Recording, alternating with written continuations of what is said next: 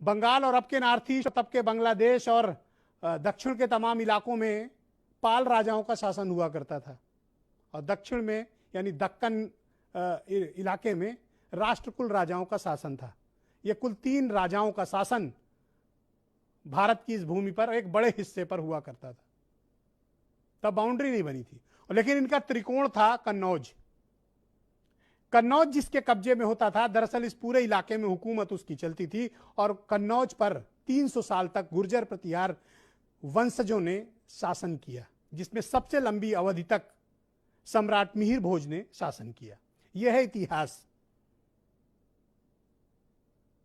अब इस इतिहास को कौन बदलना चाहता है, किस मकसद से बदलना चाहता है, और जब स्पष्ट रूप से सभी इतिहास में, सभी ऐतिहासिक दस्तावेजों में गुर्जर प्रतिहार वंश लिखा गया है, तो फिर अचानक से इस तरह का विवाद खड़ा करने की कोशिश क्या राजनीतिक मकसद से हो रही है, या सम्राट मिहिर भोज की आत्मा को आकर अब गवाही देनी पड़ेगी उत्तर प्रदेश में किसी थाने में कि वो किस जाति के थे। अब तक 5 से ज्यादा मुकदमे दर्ज हो चुके हैं।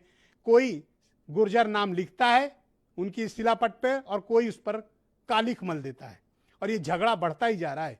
ये झगड़ा अब खत्म नहीं हो रहा है। ये अत्यधिक चिंता का विषय है, और ये राजनीतिक रूप से भी चिंता का विषय है, क्योंकि गुर्जर बिरादरी भी अब ने इसको अपनी मान सम्मान आन बान से जोड़ लिया है।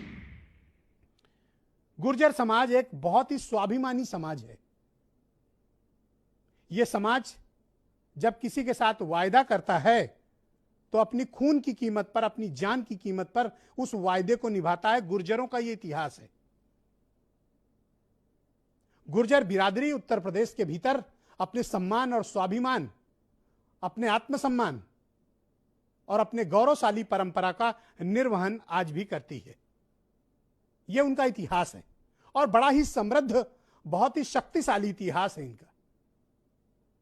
लेकिन अब यह इतिहास के साथ जब छेड़छाड़ हो रही है,